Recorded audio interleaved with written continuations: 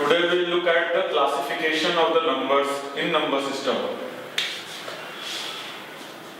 While going through number system, we will come across all these terms.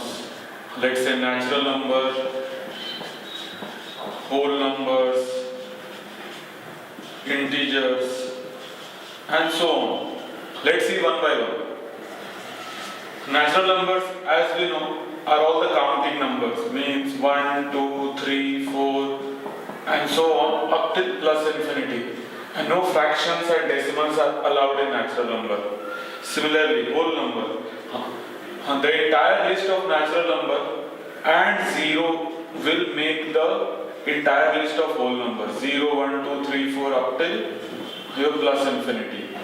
Coming to integer, all the numbers from minus infinity to plus infinity will form your integers, and again no decimals and fractions are allowed, means 0, 1, 2, 3 and minus 1, minus 2 and so on.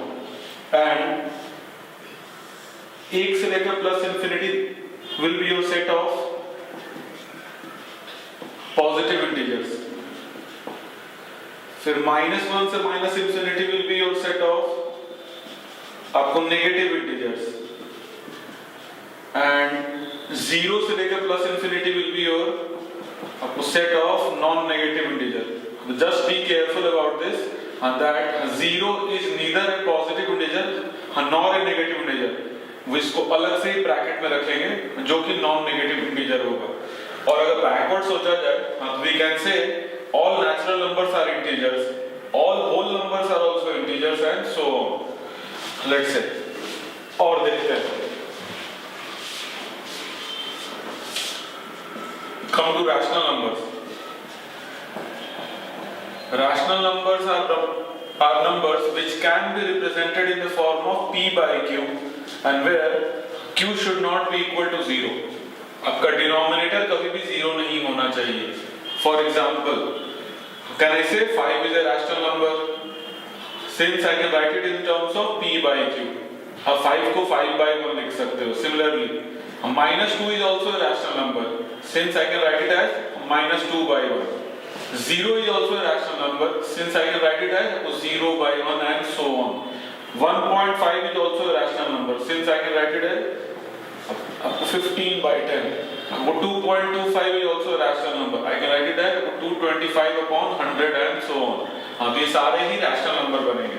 अभी फिर से सोचना चालू किया जाए, हाँ, तो we can say कि जो नेचुरल नंबर होगा वो रैशनल नंबर होगा, क्योंकि 5 मेरा नेचुरल नंबर था लेकिन वो रैशनल नंबर भी है. हाँ, जो इंटीजर्स होगा, मतलब कि जो नेगेटिव वाला पार्ट था वो भी रैशनल नंबर बनेगा.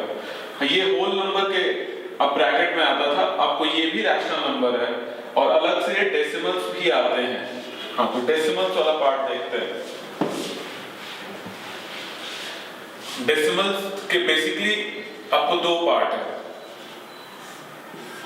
Your first part is terminating decimals and second part is non terminating decimal. Terminating के एग्जांपल चाहिए, नाम से पता चलता है टर्मिनेट मतलब रुक जाना. हाँ, तो 1/2 is an example of terminating decimal since this is equal to 0.50. आप आगे जाओगे तो इसमें सिर्फ 0 मिलने वाला, which is of no relevance. हाँ, similarly 1/4 will be आपको 0.25, आगे जाओगे तो सिर्फ 0 मिलेगा. फिर let's say अगर बोलूं 1/8 बोलूं तो 0.125 and so on. अगर 5/2 बोलूं तो 2.50 and so on. All these are examples of terminating decimals. Let's see the examples of non-terminating decimal. 1/3 is the best known example of non-terminating. Non-terminating मतलब रुकेगा नहीं, चलते चलेगा, infinite times तक repeat होगा इसमें. 0.33333 is an example of non-terminating decimal. ये infinite time तक चलेगा. Similarly, 1/6 is an example of also example of non-terminating decimal.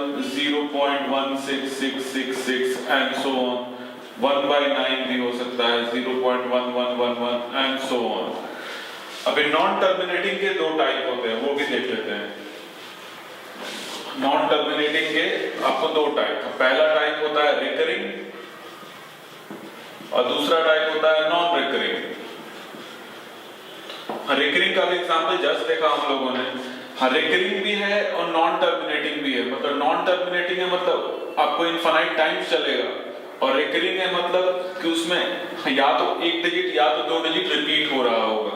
हाँ, तो मतलब ये जो था 1/3, हाँ this is an example of आपको रिकरिंग नॉन टर्मिनेटिंग सेम से इनफाइनाइट टाइम आपको चलता है। Similarly 5/11 will be 0.4545 and so on.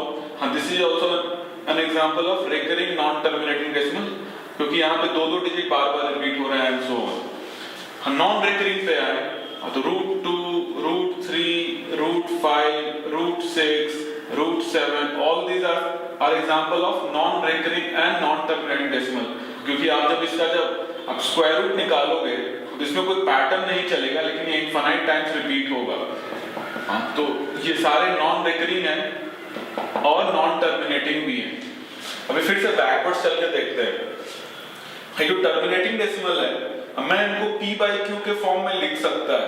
हाँ, तो can I say all terminating decimals are examples of rational number, क्योंकि उनको लिख सकते हैं p/q फॉर्म में लिख सकते हैं।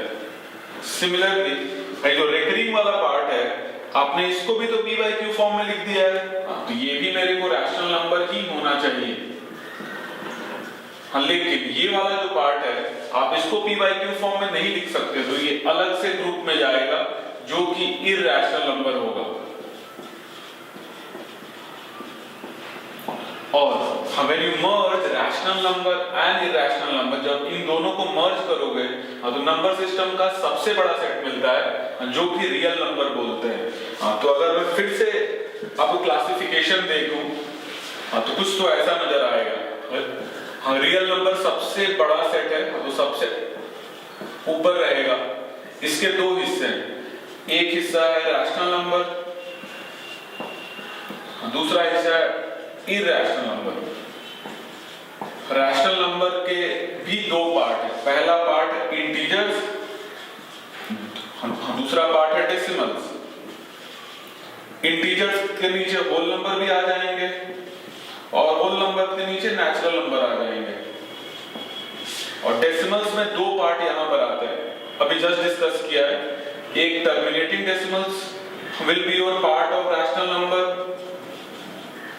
और दूसरा आपको recurring non terminating decimal will be your example of आपको रैशनल नंबर। और इरैशनल नंबर में आएगा नॉन रिकरिंग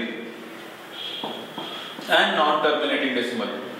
तो ये क्लासिफिकेशन मेरे को समझ में आना चाहिए, क्योंकि नंबर सिस्टम में थ्रू आउट यूज होते रहेगा। तो we should understand this hierarchy वाला पार्ट कि ये ऊपर से नीचे कैसे जा रहा है, और यहां से भी समझ में आना चाहिए कि सारा नेचुरल नंबर होल नंबर होगा, सारा नेचुरल नंबर इंटीजर भी होगा, सारा नेचुरल नंबर रैशनल नंबर भी होगा, और सारा नेचुरल नंबर मेरे को रियल नंबर भी होगा, एंड सो ऑन। हाँ, तो नीचे से भी आना चाहिए आपको समझ में, और ऊपर से भी आना चाहिए। हाँ, this forms your entire classification part.